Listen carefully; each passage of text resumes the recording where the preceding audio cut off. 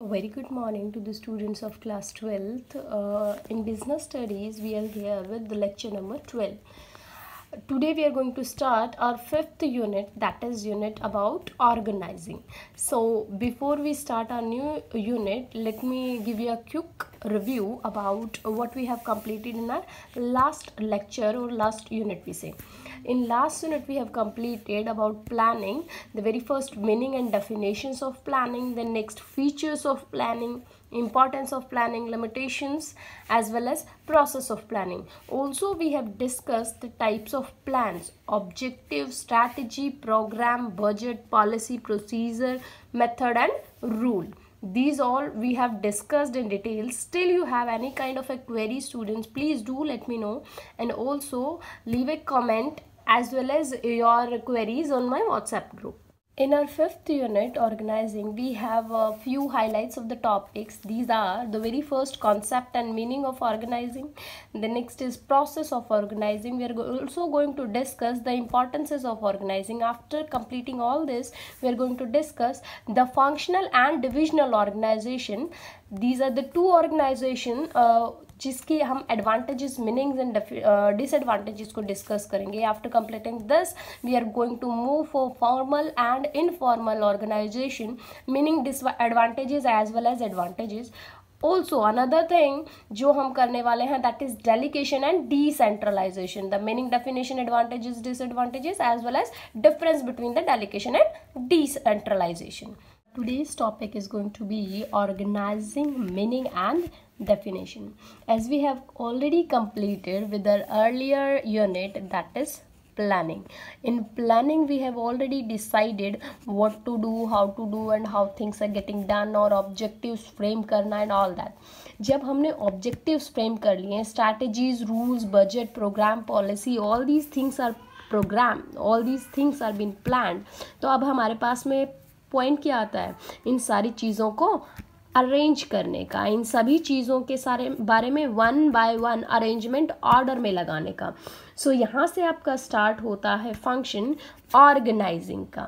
C, organising as the word indicates is the function leads to the creation of an organisational structure which includes the designing of roles to be filled by suitably skilled peoples and defining the interrelationship between these roles so that ambiguity in performance of duties can be eliminated.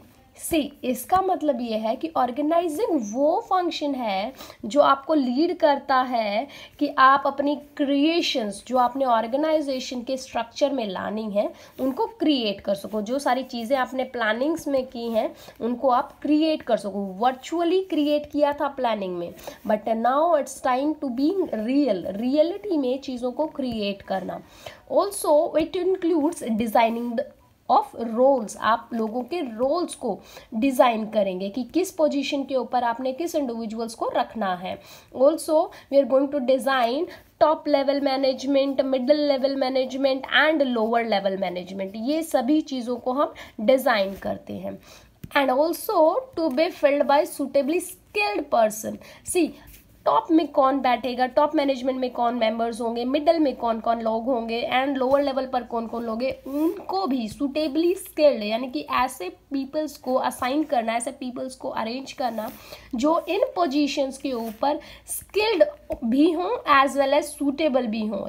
And defining the inter relationship between these roles, और इनके साथ साथ हमने क्या define करना है, हर एक individual का एक इंटर रिलेशनशिप होगा जो उसके रोल के साथ और अदर इंडिविजुअल्स के साथ भी होगा. मीन उसका खुद का जो जॉब प्रोफाइल होगा, उसका खुद का जो ड्यूटीज़ और अथॉरिटीज़ होंगी वो भी हम इसमें डिफाइन करेंगे. ऑल्सो ये सारी चीज़ें करते क्यों हैं, ताकि हम एम्बिग्यूटी यानी कि किसी भी तरीके की एरर जो है परफॉर्मेंस में आ सकती है उसको हम एलिमिनेट कर सकें और हमारी जो ड्यूटीज़ हैं, हमारी जो परफॉर्मेंसेज है उसको प्रॉपर तरीके से अटेन करने के लिए. ऑर्गेनाइजिंग का मतलब हुआ हर एक चीज़ को प्रॉपर ऑर्डर में अरेंज करना, चाहे वो पीपल्स हों, चाहे वो थिंग्स हो, सारी चीज़ों को प्रॉपर ऑर्डर में अरेंज करना, वही कहलाएगा आपका organising. The aim of organising is to enable people to work together for a common purpose. और ये जो कॉमन पर्पज है वो क्या है आपका, वो है आपके ऑब्जेक्टिव्स। ये स्टूडेंट्स, आपके ऑब्जेक्टिव्स जो हैं वो आपके कॉमन क्या है, गोल्स हैं, जिसके लिए सभी लोग क्या करते हैं, काम करते हैं। और सारे के सारे एक साथ वर्क टुगेदर, एक साथ आकर के सारे के सारे लोग जब काम करेंगे तब जा करके ही क्या होंगे, हमारी ऑर्गेनाइजेशन के ऑब्जेक्टिव्स अटेन हो सकेंगे। हमने हमारी प्लानिंग्स में ऑब्जेक्टिव डिसाइड किए थे। Now it's time, high time to organise everyone so that we can attain our plans.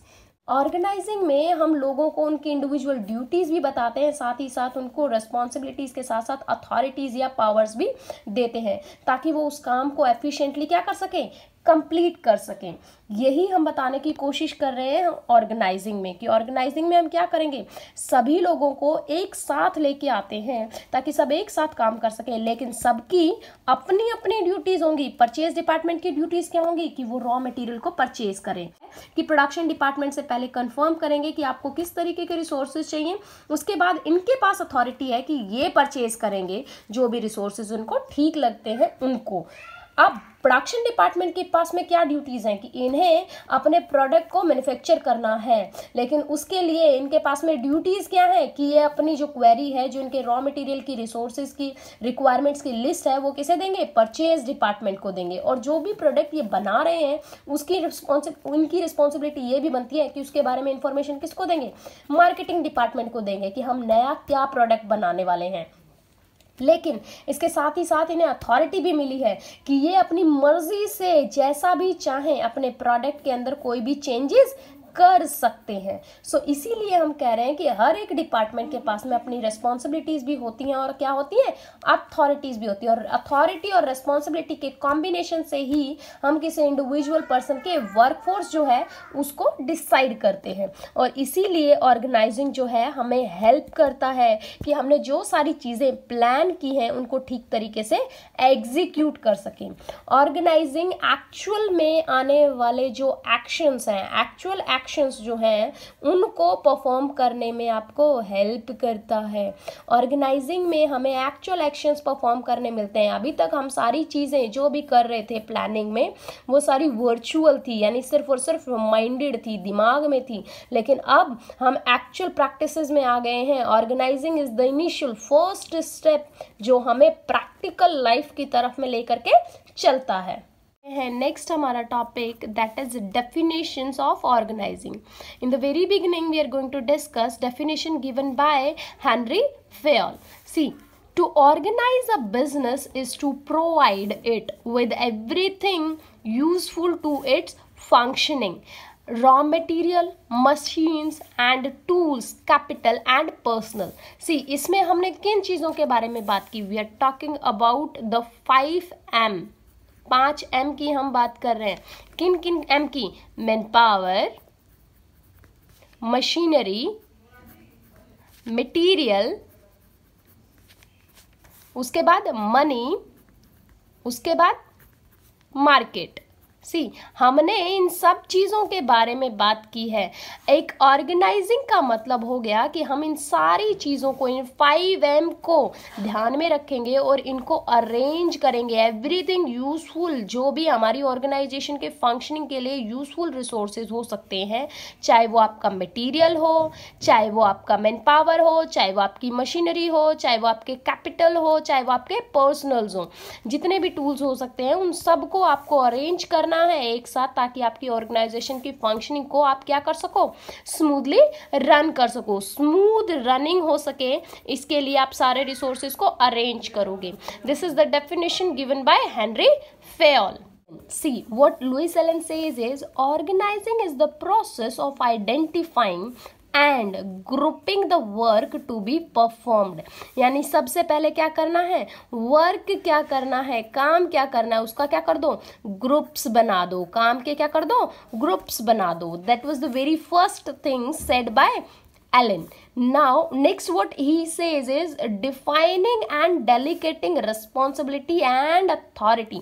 That's what I'm telling you students कि पहले क्या कर दो, ग्रुप्स बना दो, काम को डिवाइड कर दो. सी हमने घर में क्या करके रखा है, सबका काम डिसाइड कर रखे हैं, मदर के, फादर के, चिल्ड्रंस के, सबके वर्क्स डिसाइडेड है.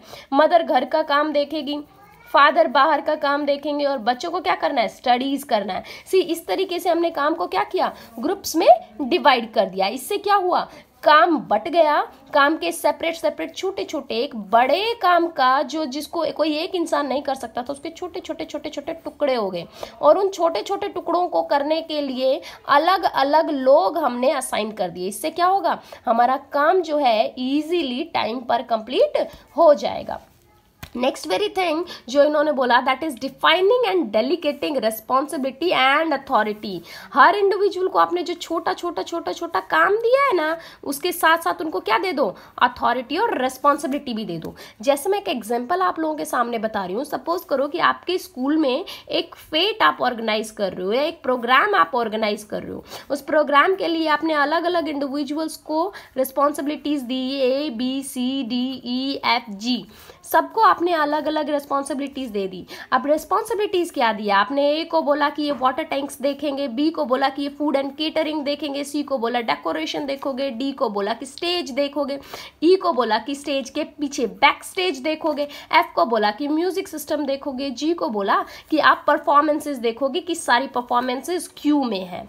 नाउ सी ये जो सारे के सारे इंडिविजुअल्स हैं, इन सब को इनकी रिस्पॉन्सिबिलिटीज तो आपने बता दी कि आपको हर एक को क्या क्या काम करना है, what work is to be performed, क्योंकि यही हमारा एक जो बड़ा सा काम था, फंक्शन परफॉर्म करना या फेट को लेकर के आना, उसी को हमने छोटे छोटे पार्ट्स में डिवाइड कर दिया. तो काम क्या हो गया, सबसे पहले वर्क डिवाइड हो गया.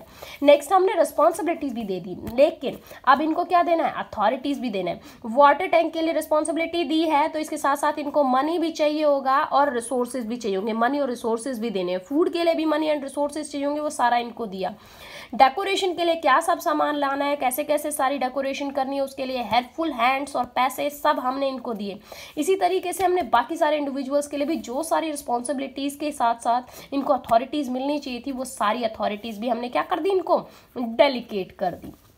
इसके बाद नेक्स्ट में ये क्या कहते हैं, next up is saying that establishing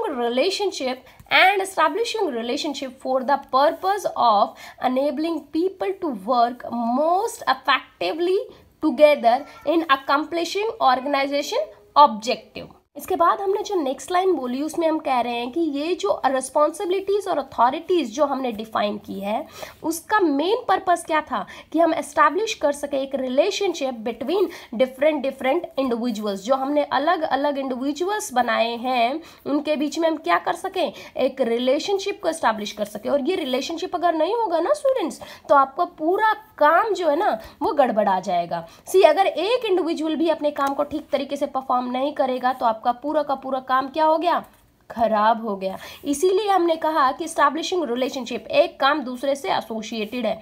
सोचो अगर परफॉर्मेंसेज होनी है लेकिन परफॉर्मेंसेज ही रेडी नहीं है तो बैक स्टेज वाला क्या करेगा, कुछ भी नहीं करेगा.